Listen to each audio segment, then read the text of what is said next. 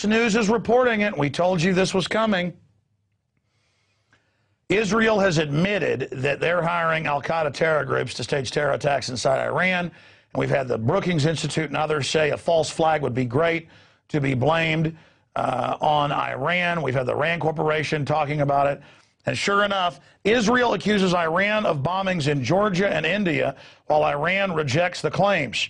The violence came as a result of comments by Israeli officials have raised concerns Israel might be preparing an imminent strike on Iranian nuclear facilities. U.S. and other Western countries have been pressuring Israel to give sanctions more time. Whether Iran did this or not, it's all very, very suspect when the neocons and others are calling for false flag provocations.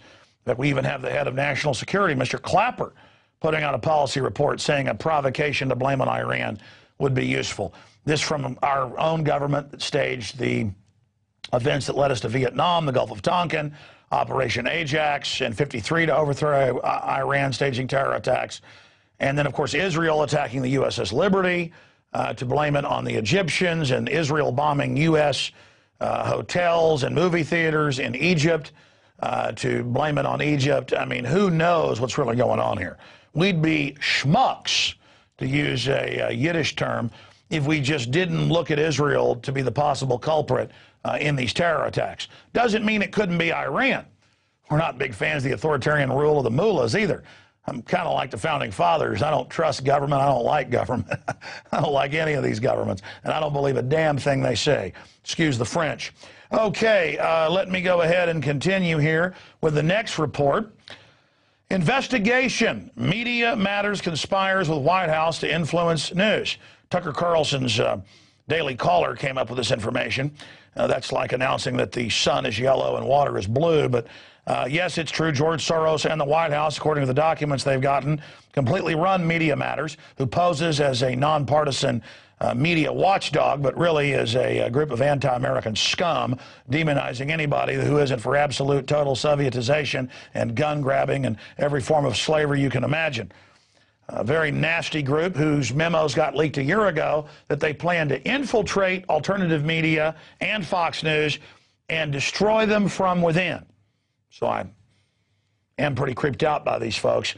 And of course, you know right now that the reason you're seeing Obama worship coming out of News Corps, with Mike Huckabee saying Obama's a great Christian, good American, trying to take good care of us, is because Rupert Murdoch is basically being blackmailed. There have been criminal indictments of his staff and minions in England, more arrests over the weekend, 8 different staff of his different outfits, and there's open Justice Department investigation of Rupert Murdoch and his family that own News Corps. So that'll teach him to let Glenn Beck talk bad about, well, you know who. And it's not that I'm a fan of News Corps. They're big, fake, neocon globalist. But to have a Justice Department that ran fast and furious, a Justice Department caught paid off by big banks in the Cayman Islands to stop criminal investigations of money laundering, a Justice Department that makes Al Capone look like a choir boy, well, it's just a joke. And so even if Rupert Murdoch's a tyrant and involved in low-level corruption, that's nothing compared to the real mafia that's trying to destroy his media empire. Because if they can bring down Fox News, who's gotten rich as posing as conservatives and libertarians and patriots, they're taking down the head so they can go after the rest of the real patriotic media after them. So I'm telling you, Rupert Murdoch, and I know your people watch, Roger Ailes, all of you, you got to release all the fast and furious info, the drug running info now. Doesn't matter if Bush was involved previously. This is about survival. You've got to go after them on all their other crimes, the money laundering, or you're done.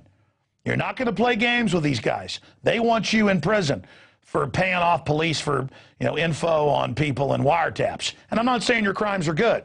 You've been caught doing it. But compared to running guns into Mexico to blame the Second Amendment, I'm sorry, tyrants cannot carry out justice against somebody. May 10 guilty men go free, that one innocent man not go to prison. You cannot get justice from this Justice Department.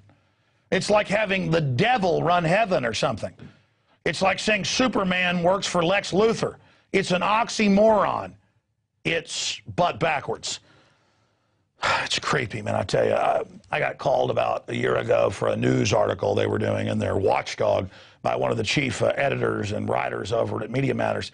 And I said, listen, out of the gates, you guys work for George Soros and the White House. And the guy started laughing and saying, that's ridiculous. So I pulled up in front of me on the computer federal filings for nonprofits.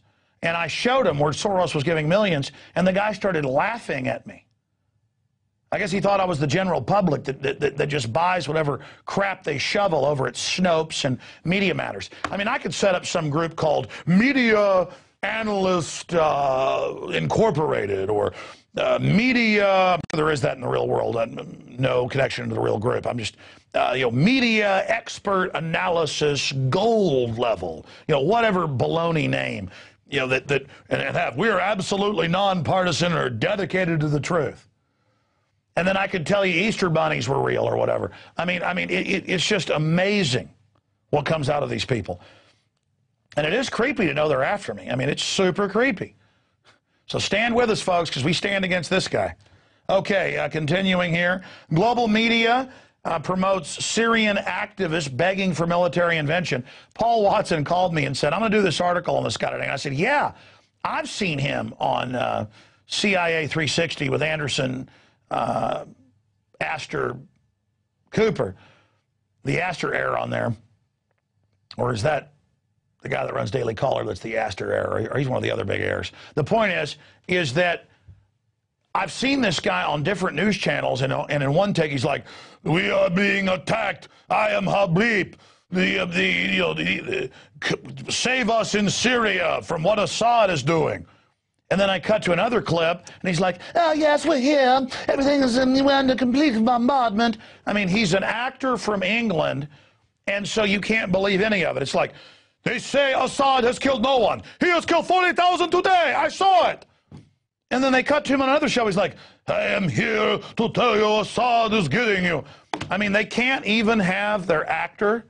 We all know from Team America they hire actors to ladle out BS. It's like, it's not about being gay, Gary.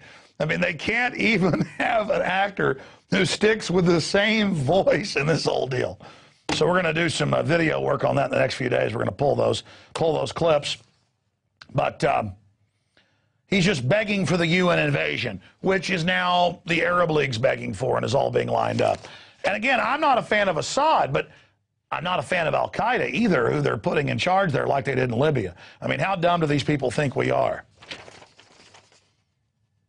America, America, oh yeah, fighting for your freedom.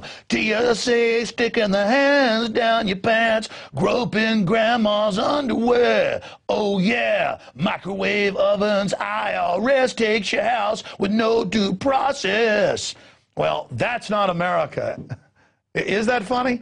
I should actually record my own America, but actually write it up well and not just go off the top of my head. It's not about being gay, Gary.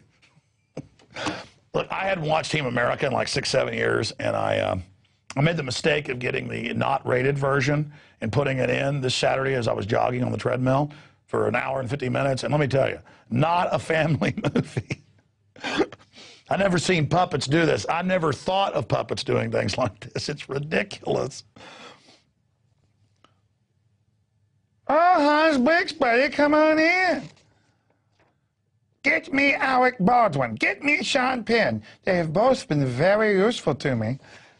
So, Kim Jong-il almost sounds like some kind of Elmer Fudd type character. Be very careful. I've been hunting for wabbits. All right, I'm digressing here. I apologize. This is InfoWars Nightly News. This is what happens when you're teleprompter free. That's why the globalists make sure all the corporate whore media is all teleprompter fed. Police union demands info on 9/11 toxic debris. Well, I mean, Christina Todd Whitman admitted years later she was ordered to say the air was safe to breathe. Of course, I was on the air the day after 9/11 saying, get real respirators down there. It doesn't matter if they say it's safe to breathe. That building's made of asbestos. And, of course, now thousands of police and first responders have gotten cancer. All the police dogs died 5-6 years ago. And New York City's police union is demanding more information about effects of toxic debris from 9/11 attacks. But I thought I was a conspiracy theory. I mean, the government told me it was safe, and they never lie. Now, let's get into the eugenics portion of the evening, because that's what runs this whole system, is the globalists playing God. That is a good graphic. I hadn't seen that. A sperm with a head of a skull swimming towards the New World Order's global death or democide. I know, but coming up with that, I don't think anybody's ever put a skull on the head of a sperm. It's not about sperm, Gary. All right. I apologize. It's a family show, but this is just too much. And you know what? I'm getting more and more gallows humor here, because if you want to get down to the nitty-gritty, I'm pretty freaked out right now. All right. This is just what came across my desk today without even looking. Without even looking. Let me just read you the headlines, and I'll go through them each in order. In 1984, a World Bank report contemplated sterilization vans in camps, and they said once they bankrupted everybody, they want a post-industrial world, they'll have social workers that come and say, if you're poor, you can't have your kids, and then you're all going to be sterilized, and they're going to put you in camps as well. I mean, you can go to my website, go to Infowars.com, read the article, and link to the World Bank, who has this posted and is proud of it. Male and female sterilization IUD can be made more readily available through mobile facilities such as sterilization vans in Thailand, or periodic camps such as vasectomy and other surgeries they have in India. And of course, it turned out the forced sterilization of India was going on at that time. You want U.S. taxpayer money? Got to get sterilized. And again, a lot of folks are like, well, good, to get rid of those brown people. What comes around goes around. This stuff's going on here as well, through your water. Oh, and we have some articles on that. In fact, let me skip over the Daily Mail article first and go to the next piece. Michigan is breeding poverty. And the Detroit News calls for sterilants to be added to the water. Since the national attention is on birth control, here's my idea, like it's your idea you just got.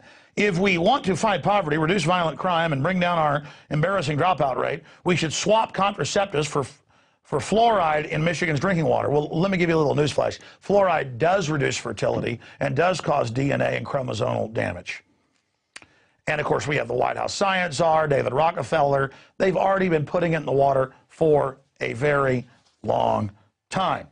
And it actually came out that they're now in England and areas of the U.S. giving girls Norplant under the skin without parental consent, 12 and 13-year-olds. And telling the kids, don't tell your parents we did this. And they're giving them vaccines in California, as you know, without telling the parents and telling the kids not to tell them. Think the government's out of control yet? It's going to get a lot worse. But here's the Daily Mail article, and they're reporting on a Sunday Times of London report of top eugenicist. President of Yale was a fanatic eugenicist in the worst meaning of the word. And during World War II and then after, during the Cold War, had emergency relocation plans for the elite, Aryan elite of the British academia to get them to the United States. But they would only evacuate the wonderful bloodlines of those folks, according to them.